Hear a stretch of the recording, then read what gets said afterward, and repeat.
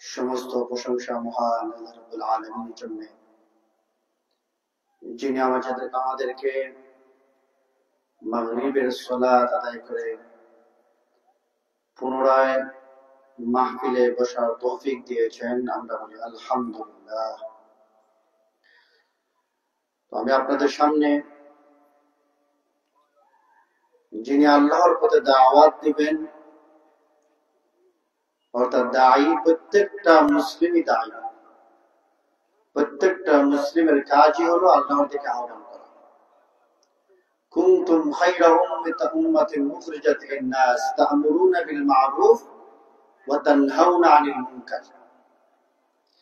আমাদের কাজই হলো সৎ কাজের আদেশ দেওয়া, অসৎ কাজ থেকে মানুষকে বিরত রাখা। যারা দায়ী হবেন, যারা দায়ী, তাদের যে সমস্ত গুণ থাকতে হয়, সর্বপ্রথম গুণই হলো তার ইলম থাকা লাগবে।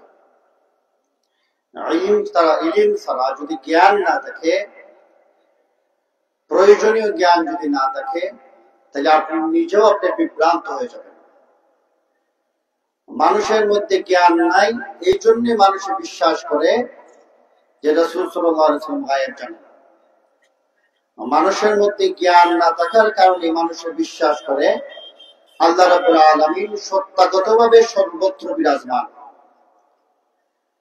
মানুষের মধ্যে জ্ঞান নেই, এই জন্য মানুষের বিভিন্ন তরিকা অবলম্বন করে, বিভিন্ন পীরের অনুসারী হয়। তার কাছে জ্ঞান না থাকার কারণে মানুষের পিছনে অন্ধের মতো চলতে থাকে, কারণ তার ভিতরে জ্ঞান নেই, মৌলিক জ্ঞান তার মধ্যে নেই। মানুষের মধ্যে জ্ঞান না থাকার কারণে মানুষ বিভিন্ন কুসংস্কারে বিশ্বাস করে। আমাদের মধ্যে যে কত ধরনের কুসংস্কার আপনি গনে গনে শেষ করতে পারবেন না। মানুষের মধ্যে জ্ঞান না থাকার কারণে মানুষ বিভিন্ন বেদাতে লিপ্ত হয়। এই জন্য আমাদের সর্বপ্রথম যে গুণ থাকা লাগবে, সেই গুণটা হচ্ছে ইলম। আপনি নিজে ইলম অর্জন করবেন, নিজে আকীদা সম্পর্কে স্পষ্ট ধারণা রাখবেন, বেদাত সম্পর্কে স্পষ্ট ধারণা রাখবেন, আর সমাজের সর্বত্র যেখানেই যান না কেন তাওহীদের দাওয়াত দিবেন, মানুষকে শিরক থেকে বেঁচে থাকার জন্য আহ্বান করবেন। এই কাজটা সর্বত্র যেখানেই যাবেন, যেখানেই অসঙ্গতি দেখবেন, যেখানেই কুসংস্কার দেখবেন, যেখানেই বেদাত দেখবেন, আপনি কৌশলে তাকে আহ্বান করবেন, দাওয়াত দিবেন। এই জন্য আমাদেরকে জ্ঞান অর্জন করতে হবে। দ্বিতীয় যে বিষয়টা ছিল, ইলম অর্জন করার পরে আমাদের মধ্যে ধৈর্য থাকতে হবে, অবিচলতা থাকতে হবে। 3 নম্বর যে বিষয়টা হচ্ছে ত্যাগের মন মানসিকতা থাকতে হবে। আমার যে জীবনটা রয়েছে, সেই জীবনটা, এই জীবনের মালিক আমি নই। আমার যে ধন সম্পত্তি আছে, এই ধন সম্পত্তির মালিক আমি নই। এই সকল কিছুর মালিক হচ্ছেন আল্লাহ রাব্বুল আলামিন। এই জন্য আল্লাহর কাছে আমাদেরকে সর্বোচ্চ ত্যাগ স্বীকার করতে হবে। আল্লাহ রাব্বুল আলামিন বলছেন, ইন্নাল্লাহা ইশতারা মিনাল মুমিনিনা আনফুসাহুম ওয়া আমওয়ালাহুম বিআন্না লাহুমুল জান্নাহ। আল্লাহ রাব্বুল আলামিন মুমিনদের জান এবং মালকে ক্রয় করে নিয়েছেন কিসের বিনিময়ে? জান্নাতের বিনিময়ে। আপনি যদি জান্নাতে যেতে চান, আপনার জান এবং আপনার মাল দুইটা আল্লাহ রাব্বুল আলামিনের কাছে বিক্রয় করে দিতে হবে।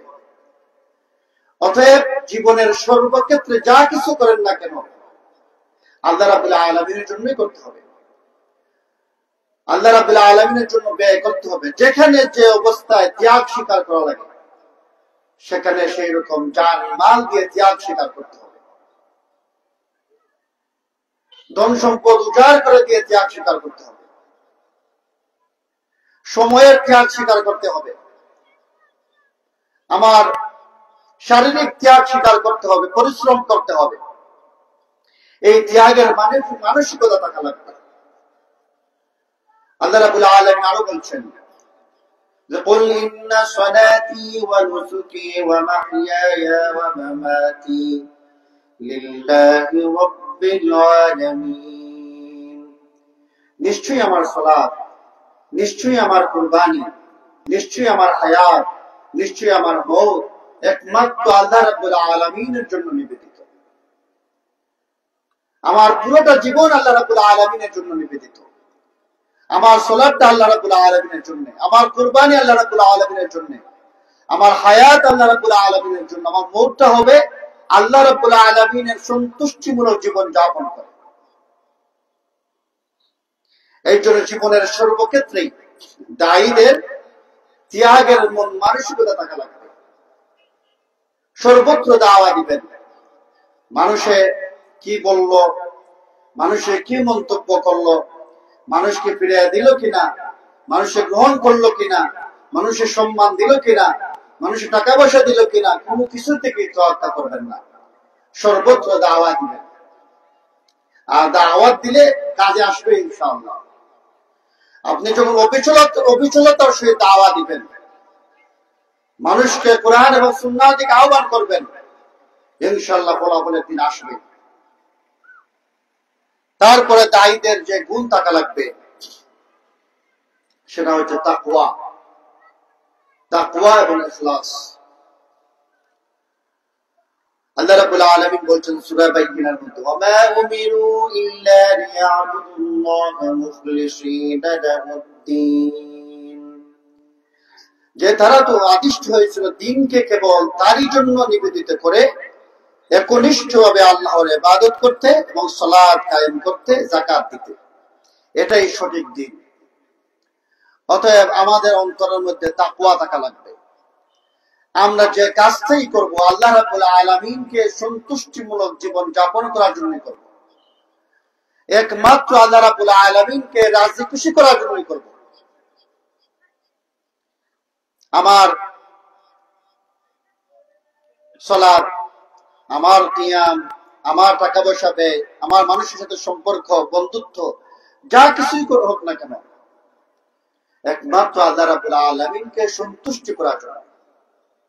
অন্তরের মধ্যে তাকওয়া থাকবে। যে কাজটাই করি মানুষকে দেখানোর জন্য নয়, যে ইবাদতটা করি মানুষকে দেখানোর জন্য নয়, আল্লাহ রাব্বুল আলামিনকে সন্তুষ্ট করার জন্য। মাহফিলের আয়োজন করেছি, মাহফিল শুনতে এসেছি, মাহফিলে কথা বলার জন্য এসেছি। উদ্দেশ্য কি? আল্লাহ রাব্বুল আলামিনকে সন্তুষ্ট করা, আল্লাহ রাব্বুল আলামিনকে রাজি খুশি করা। এই ইখলাস থাকা লাগবে। তারপরে দায়ীদের মধ্যে যে গুণ থাকা লাগবে সেটি হচ্ছে দায়ীদের মধ্যে বিনয় এবং নম্রতা থাকা লাগবে।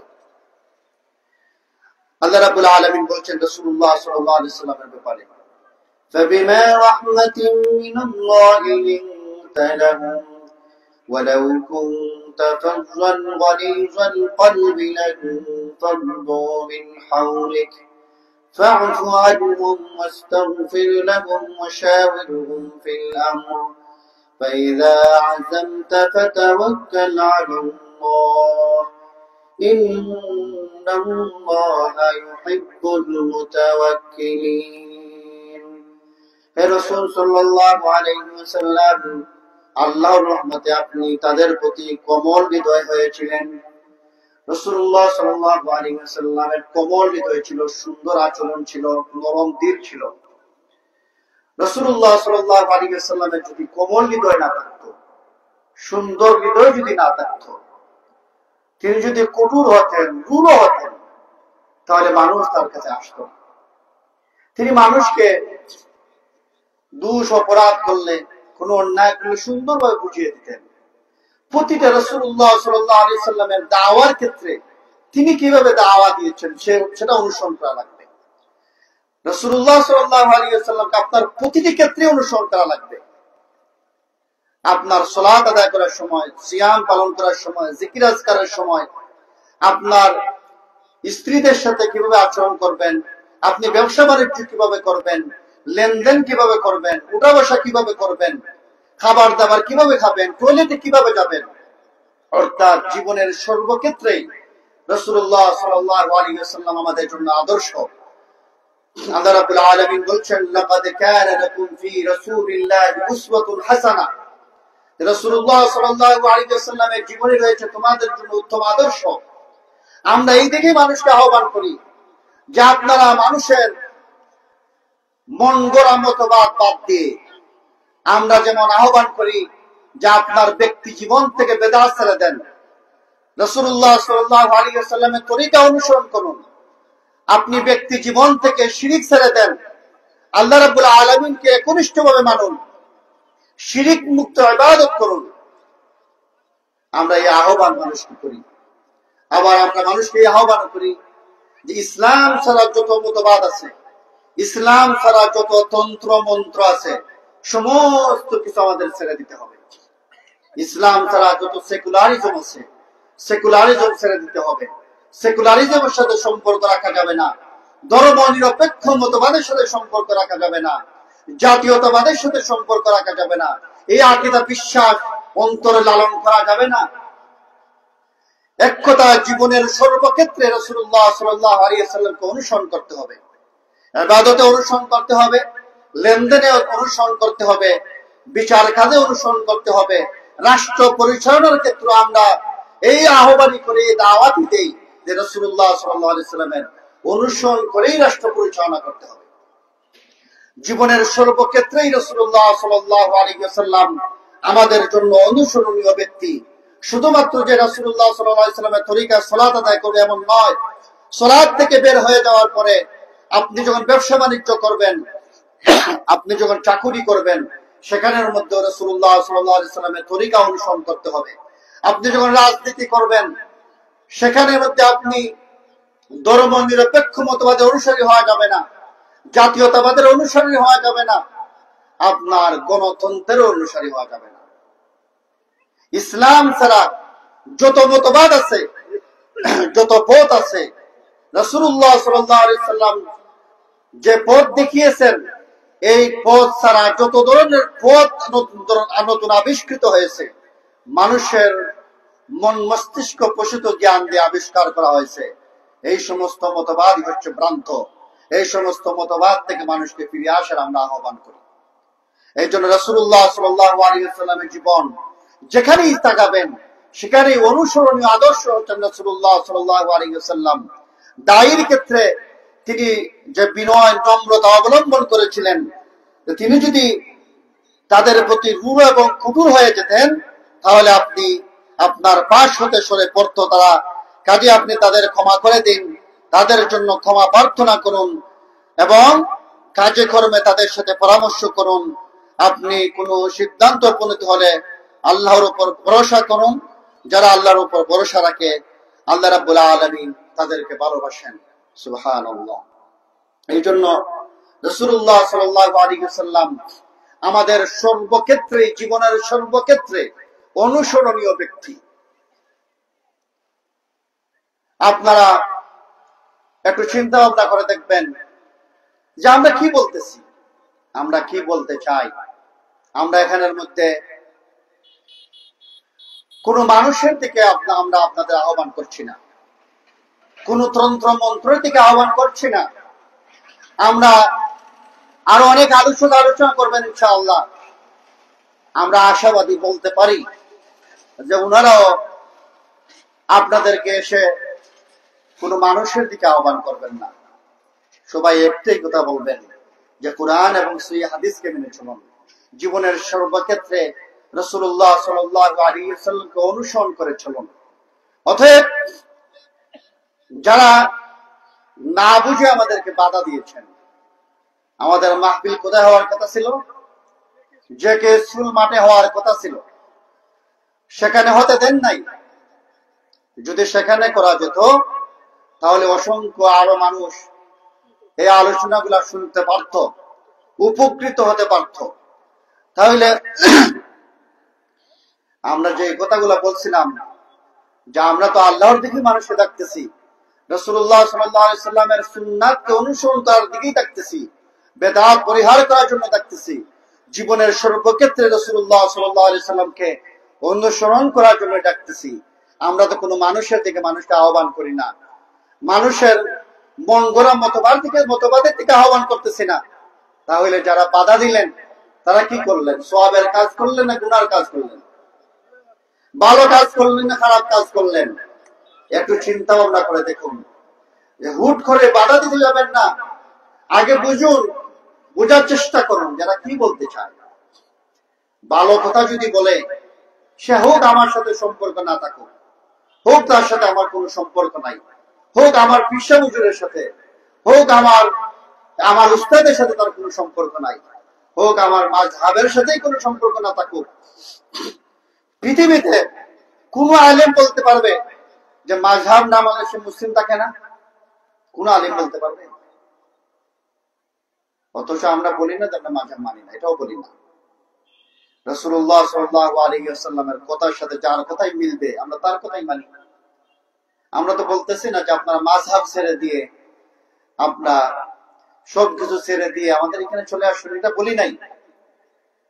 যেই কথাটা কোরআন সুন্নাহর সাথে মিলতেছে না, এই কথা তো আবু হানিফা রাহমাতুল্লাহ আলাইহি বলছেন, ইযা সাহাল হাদিস ফাহুয়া মাযহাবি, যেটা সহিহ হাদিস এটাই আমার মাযহাব। আবু হানিফা রাহমাতুল্লাহ আলাইহি বলছেন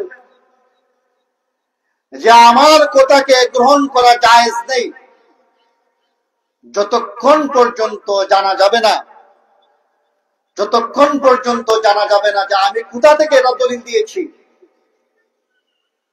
অতএব আবু হানিফা রাহমাতুল্লাহ আলাইহির মূল্যবান কথা যে যখন সহিহ হাদিস আসবে এটাই আমার মাযহাব। আমার কথাকে অনুসরণ করার ক্ষেত্রে তোমরা জেনে নিবে যে আমি কোথা থেকে, কিসের দলিলের ভিত্তিতে, কোন দলিলের ভিত্তিতে কথা বলছি। তো আমরা তো আবু হানিফা রাহমাতুল্লাহ আলাইহিকে সম্মান করি, যারা সালাফ ছিলেন সবাইকে সম্মান করি। প্রত্যেকটা মানুষেরই ভুল থাকতে পারে, আমরা ভুলগুলাকে ছেড়ে দিই, অনুসরণ করি না। তো যারা এই কাজ করলেন, বাধা দিলেন, পক্ষান্তরে একটা গ্রুপে বাধা দেন নাই, আপনি কোরআন এবং হাদিসের কথা বলার মধ্যে বাধা দিয়েছেন। ওনাদের মধ্যে অনেক মানুষ আছে যারা অনেক হক কথা জানেন, হক কথা বুঝেন, তারপরে বলতে পারেন না, তার সিচুয়েশনের কারণে বলতে পারেন না, তার গ্রুপকে সন্তুষ্ট করার জন্য বলতে পারেন না। অনেকেই আছেন, আমাদের পরিচিত অনেক আছেন যারা অনেক হক কথা বুঝেন কিন্তু পরিবেশ পরিস্থিতির কারণে মানতে পারেন না।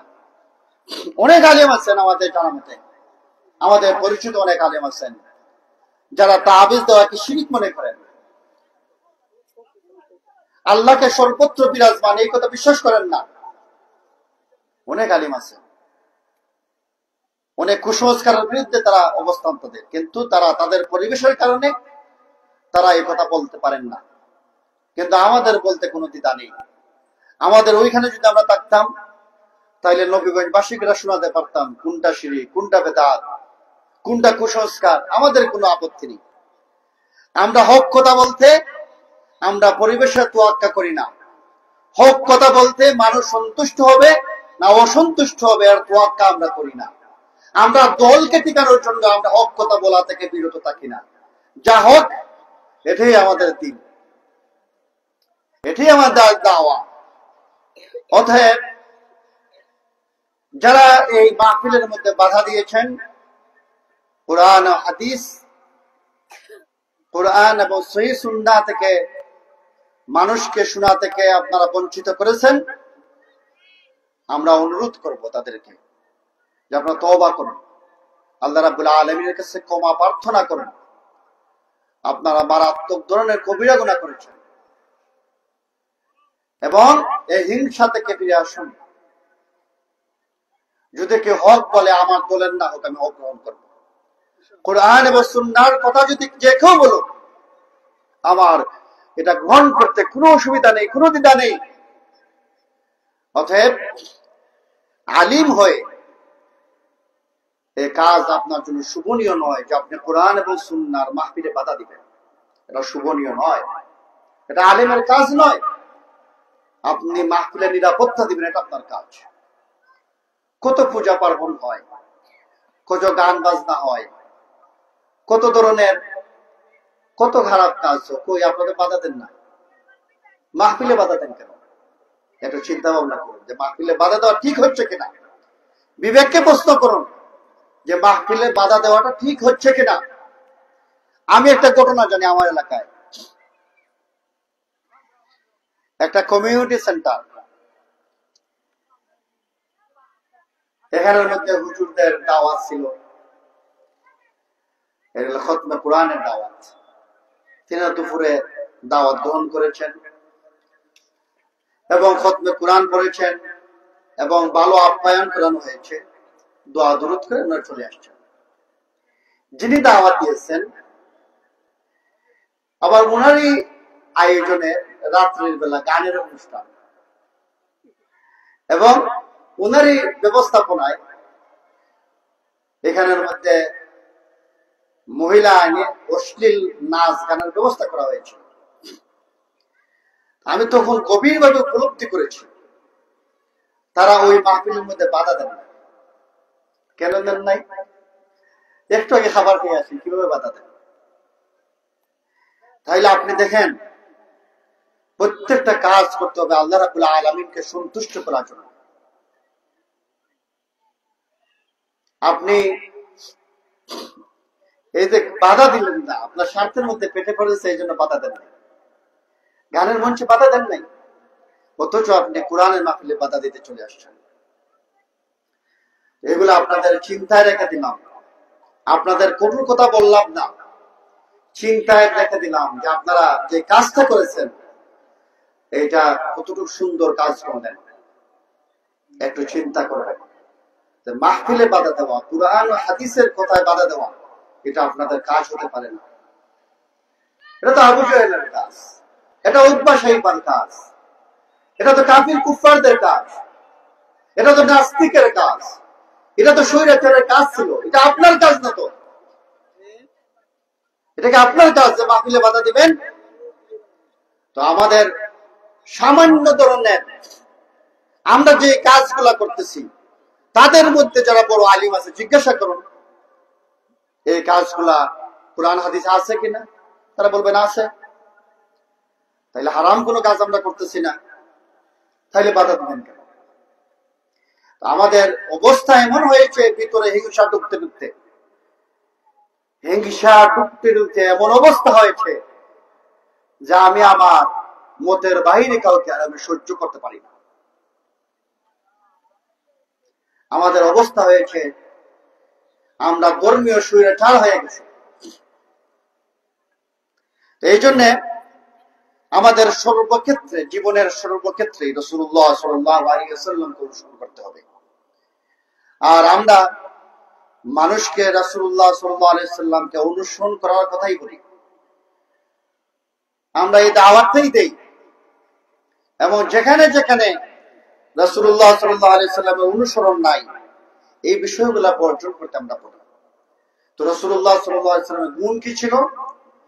তিনি ছিলেন কোমল হৃদয়ের অধিকারী, সুন্দর হৃদয়ের অধিকারী। সুন্দর ব্যবহার করার কারণে তার দিকে মানুষ ছুটে আসতো, তার সাথে কথা বলে আনন্দ পেত, তার সাথে কথা বলে তার মন ভালো হয়ে যেত।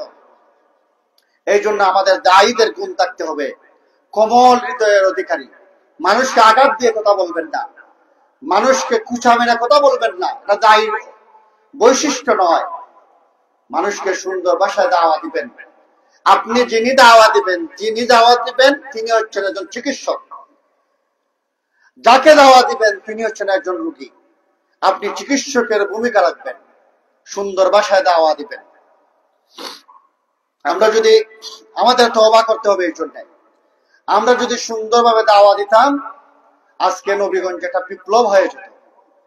আমাদের ঘাটতি আছে, এই জন্য আল্লাহ রাব্বুল আলামিনের কাছে আমাদের তওবা করতে হবে যে আমরা দাওয়াতি কাজে আমরা গাফলতি করতেছি। তারপরে গুণ হচ্ছে, দায়ীর গুণ হচ্ছে মার্জিত শব্দ ব্যবহার করা। আপনি যখন কথা বলবেন, কথা বলার ক্ষেত্রে মার্জিত সুন্দর ভাষা আপনি ব্যবহার করবেন। আল্লাহ রাব্বুল আলামিন বলছেন ওয়াকসিদ ফি মাশিকা ওয়াগদুদ মিন সাওতিক ইন্নাকা ওয়াল আসওয়াতি লাসাওতুল হামির। আর তোমার চলার ক্ষেত্রে মধ্যম পন্থা অবলম্বন করো, আর যখন তুমি কথা বলবে নিম্ন স্বরে কথা বলো। জেনে রেখো নিশ্চয়ই গাদার স্বর সবচেয়ে অপ্রিয়। আপনি যখন কথা বলবেন কর্কশ ভাষায় কথা বলবেন না, যখন কথা বলবেন মার্জিত ভাষায় কথা বলবেন, আকর্ষণীয় ভাষায় কথা বলবেন, আবেগ নিয়ে কথা বলবেন। এবং অনেক মানুষ আছে কথা বলার সময় অযথা চেঁচুমেচু করে, কণ্ঠস্বর অযথা উঁচু করে। তো কথা বলার সময় নিম্নস্বরে কথা বলতে হবে। তারপরে দায়ের মধ্যে যে গুণ থাকা লাগবে সেটি হচ্ছে অশ্লীল, অশুভন, অনর্থক কথা থেকে বিরত থাকা লাগবে। অশ্লীল কথা বলা যাবে না, অশুভন কথা বলা যাবে না। আপনাকে একজন গালি দিয়েছে, আপনি প্রতি উত্তরে তাকে গালি দিবেন না। আপনি সবর করে চলে আসবেন, ধৈর্য ধারণ করবেন, চুপ করে চলে আসবেন। আপনাকে সে কটু কথা বলেছে, আপনাকে আঘাত করে কথা বলেছে, আপনি প্রতি উত্তরে তাকে অসুন্দর ভাষা ব্যবহার করবেন না, অশ্লীল ভাষা ব্যবহার করবেন না, অশুভ অনর্থক ভাষা ব্যবহার করবেন না। আমাদের দেখেন দায়ী অভাব নেই, ইসলামে দাওয়াত দিচ্ছে, হাজার হাজার মানুষ ইসলামে দাওয়াত দিচ্ছে, কিন্তু মানুষ ইসলামের দিকে আসতেছে না কেন? দায়ের এই যে গুণগুলা বললাম, এই গুণগুলার অভাব আছে। দায়ের মধ্যে ইলম নাই, দায়ের মধ্যে সে মিথ্যা কথা বলে দাওয়াত দেয়, মানুষের সাথে অশুভ আচরণ করে, অসুন্দর কথা বলে, এগুলো দায়ের বৈশিষ্ট্য নয়। রাসূলুল্লাহ সাল্লাল্লাহু আলাইহি ওয়াসাল্লাম বলেছেন ইন্না মিন হুসনিল ইসলামিল মারই তারকুহু মা লা ইয়ানি। কোন ব্যক্তির ইসলামের অন্যতম সৌন্দর্য হলো অর্থহীন কথা বা কাজ ত্যাগ করা। কোন মানুষের ইসলামের সৌন্দর্য হলো অনর্থক কথাবার্তা ত্যাগ করা, অর্থহীন যেগুলা কোনো অর্থ নাই অযথা কথাবার্তা ত্যাগ করা, অযথা কাজ ত্যাগ করা। সূরা ফুরকানের মধ্যে আল্লাহ রাব্বুল আলামিন বলছেন যে তারা যখন অনর্থক কথা এবং কাজ হয় তারা পাশ কাটিয়ে চলে আসে, সেখানে তারা মুমিনরা অবস্থান করে না। দায়ের এই গুণটা অবশ্যই থাকা লাগবে যে সে অর্থহীন কথা বলবে না, সে বাজে কাজ ত্যাগ করবে, অনর্থক কাজ ত্যাগ করবে। দায়ের মধ্যে অন্যতম আরেকটি গুণ থাকা লাগবে, সেটি হচ্ছে ব্যক্তি জীবনে দিন পালনে অভ্যস্ত হওয়া। আপনি নিজে দিন পালন করেন না। অনেক মানুষ আছে আপনি খুঁজলে পাবেন ফেসবুকের দিনদার, ফেসবুকে সারাক্ষণ কুরআন এবং হাদিসের আয়াত দিয়ে তার ফেসবুকটা পুরো ভরপুর, কিন্তু তার বউ পর্দা করতেছে না, নিজেও সালাত আদায় করে না, তারপরে বিভিন্ন হারামে সে লিপ্ত। কিন্তু ফেসবুক দেখলে বোঝা যায় সে একজন পূর্ণ দিনদার মানুষ, উনি হচ্ছে ফেসবুকের দিনদার। ব্যক্তি জীবনে আগে নিজে দিন পালন করতে হবে, আগে নিজের জীবনে নিজে আগে জাহান্নামের আগুন থেকে বাঁচো, তারপরে মানুষকে দাওয়া দাও জাহান্নাম থেকে, আগুন থেকে বাঁচা। নিজের ব্যক্তি জীবনকে পরিশুদ্ধ করতে হবে, নিজের আকীদাকে পরিশুদ্ধ করতে হবে, নিজের আমলকে পরিশুদ্ধ করতে হবে। এই জন্য নিজের জীবনের সর্বক্ষেত্রে দিনকে পরিপূর্ণভাবে পালন করা, এটা সবচেয়ে বড় গুরুত্বপূর্ণ একটি কাজ। আল্লাহ রাব্বুল আলামিন বলছেন আতা'মুরুনা আন-নাস বিল-বিররি ওয়া তানসাউনা আনফুসাকুম ওয়া আনতুম তাতলুনাল কিতাব আফালা তা'কিলুন। তোমরা কি মানুষকে ভালো কাজের আদেশ দাও এবং তোমাদের নিজেদের ক্ষেত্রে ভুলে যাও, অথচ তোমরা কিতাব পাঠ করো, তাহলে কি তোমরা বুঝো না? তোমরা নিজেরা ভালো কাজের আদেশ দাও এবং তোমাদের নিজেদের ক্ষেত্রে ভুলে যাও। আল্লাহ রাব্বুল আলামিন বলছেন লিমা তাকুলুনা মা লা তাফআলুন, যে তুমি এমন কথা কেন বলো তুমি জানি যে করো না। অনেক মানুষের সারাটা জীবন আপনার দিয়ে দিচ্ছে দিন প্রতিষ্ঠার আন্দোলন করার জন্য, তার সারাটা জীবন দিয়ে দিচ্ছে।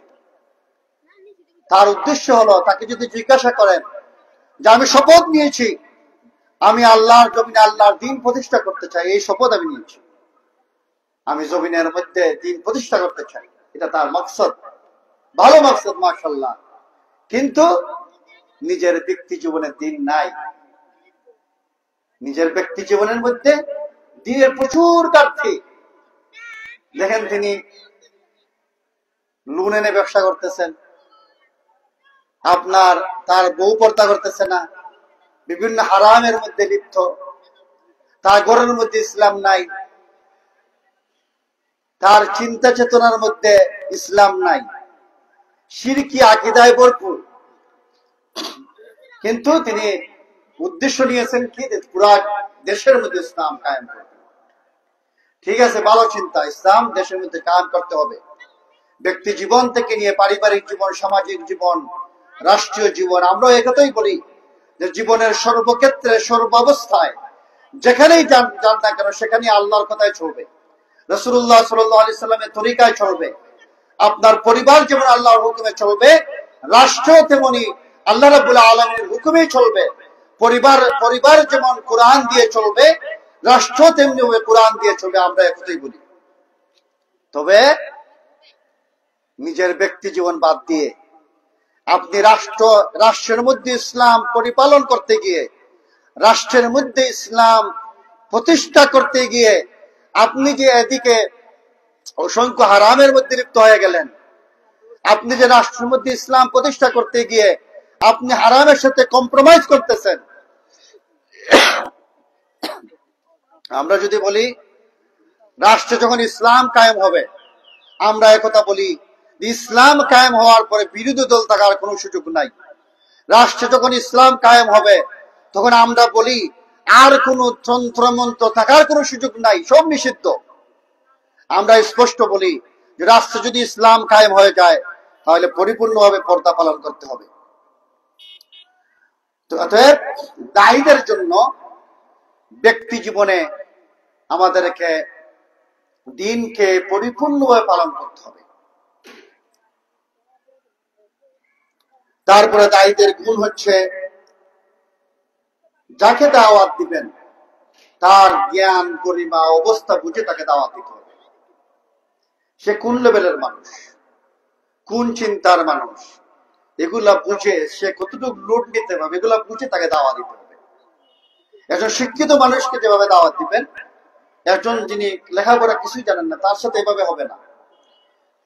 অতএব তার অবস্থা বুঝে তাকে দাওয়াত দিতে হবে। দায়ীর ক্ষেত্রে সততা অবলম্বন করতে হবে। আপনি যদি কিছু জানেন না, আপনি বলবেন ভাই এই বিষয়টা আমার জানা নেই, আমি চেষ্টা করব জেনে আমি আপনাকে জানাবো। কিন্তু আপনি জানেন না, হুট করে জবাব দিয়ে দিলেন। আমাদের অনেক আলোচক আছে এরকম, আপনি ফেসবুক ইউটিউব খুললে পাবেন মুখে যা আছে তাই বলতেছে, কোরআন হাদিসের সাথে কোনো সম্পর্ক নাই। বানোয়াট বক্তব্য পরিহার করতে হবে, বানোয়াট কথাবার্তা পরিহার করতে হবে। আল্লাহ রাব্বুল আলামিন বলছেন ইয়া আইয়ুহাল্লাযীনা আমানু তাকুল্লাহা ওয়া কুলু কাওলান সাদীদা, হে মুমিনগণ আল্লাহকে ভয় করো এবং সঠিক কথা বলো। দায়ীদের কর্তব্য হলো সঠিক কথা বলা, বানোয়াট মিথ্যা কথা বলে দাওয়া দিবেন না। যারা বানোয়াট কথা বলে, মিথ্যা কথা বলে, যারা বিশেষ করে যারা রাসূলুল্লাহ সাল্লাল্লাহু আলাইহি সাল্লামের নামে মিথ্যা কথা বলে, তাদের জায়গা হলো জাহান্নাম। অতএব আপনি যাদেরকে দেখতেছেন দায়ী, এরা দায়ী না, একজন জাহান্নামের ঠিকাদার। এরা বসে বসে মানুষকে জাহান্নামের দিকে ডাকতেছে এবং নিজের স্থান নিজেই আগেই সে জাহান্নামে করে নিয়েছে। কেন? তার প্রতিটি কথার মধ্যে জাল হাদিসে ভরপুর, তার কোরআন এবং হাদিসের সাথে সম্পর্ক নাই, বানোয়াট কথা বলতেছে, মিথ্যা কথা বলতেছে। এই জন্য দায়ী অবশ্যই সততা অবলম্বন করবে, সে মিথ্যা বানোয়াট কথা বলবে না, বানোয়াট কথা বক্তব্য পরিহার করবে। দায়ী গীবত চর্চা করবে না। একটা আছে ব্যক্তিগতভাবে কাউকে আক্রমণ করবে না দায়ী। এবং সর্বশেষ হচ্ছে নিজেদের আত্মসমালোচনা করা। আমাদের একটা অভ্যাস হলো আমরা মানুষকে নিয়ে বেশি চর্চা করি, মানুষের পরনিন্দা, কার কি ভুল আছে এগুলো নিয়ে আমরা খুব চিন্তিত। এর ও ভুল আছে, ওর এটা ভুল আছে, কিন্তু আমরা নিজেদের কথা চিন্তা করি না। আল্লাহ রাব্বুল আলামিন বলছেন, ইকরা কিতাবাকা কাফা বিনাফসিকা আল-ইয়াওমা আলাইকা হাসিবা, যে তুমি তোমার কিতাব পড়ো, হিসাব নেওয়ার জন্য তুমি নিজেই যথেষ্ট। তা আমাদের নিজেদের প্রতিদিন আমাদের নিজেদের ব্যাপারে আত্মসমালোচনা করতে হবে। আমি কতটুকু ভালো কাজ করলাম, কতটুকু খারাপ কাজ করলাম, আমার মধ্যে কি দুষ্টুটি আছে। আপনি কোরআন পড়বেন, হাদিস পড়বেন। আমাদের একটা অভ্যাস হলো কোরআন পড়তেছি, হাদিস পড়তেছি, অথবা কোনো আলোচনা শুনতেছি, সাথে সাথে এই চরিত্রটা আমরা অন্যের সাথে যখনই কোরআনের আয়াত পড়বেন, যখনই রাসূলুল্লাহ সাল্লাল্লাহু আলাইহি ওয়াসাল্লামের হাদিস শুনবেন, যখনই কোনো শায়েখের আলোচনা শুনবেন, যখনই যে কোনো ধরনের কথা শুনবেন, তখন চিন্তা করবেন যে এই দোষটা আপনার মধ্যে আছে কিনা। যদি থাকে, আপনি নিজের থেকে এটা পরিষ্কার করার চিন্তা করবেন, এই দোষ থেকে মুক্ত হওয়ার চিন্তা করবেন। তো আল্লাহ রাব্বুল আলামিন আমাদেরকে এই সমস্ত যে সমস্ত কথা বললাম, আমাদের দায়ীদের মধ্যে যে গুণগুলা থাকা দরকার, আল্লাহ রাব্বুল আলামিন সেই গুণগুলা অর্জন করার তৌফিক দান করুন, আমরা বলি আমিন। এবং আমাদের প্রত্যেকে দাওয়া দিতে হবে। দাওয়া যদি না দিই, আমরা ক্ষতিগ্রস্তদের অন্তর্ভুক্ত হয়ে যাব। আমরা দাওয়া না দেওয়ার কারণে আমাদের জাহান্নামে যাওয়া লাগতে পারে। এই জন্য আমাদেরকে প্রত্যেকে দাওয়াতি কাজ করতে হবে বেশি বেশি। আমাদের প্রতি যে অন্যায় হচ্ছে, আমাদের প্রতি যে অবিচার হচ্ছে, যে জুলুম হচ্ছে, যে অবিচার হচ্ছে, যত ধরনের যা কিছু আমাদের বিরুদ্ধে হচ্ছে, এর একটাই সুন্দর জবাব। এর সুন্দর জবাব হচ্ছে আমরা আজ থেকে মাঠে ময়দানে আমরা যেখানেই যাব, আমরা যাকেই পাবো, আমরা তো সুন্দরভাবে দাওয়ার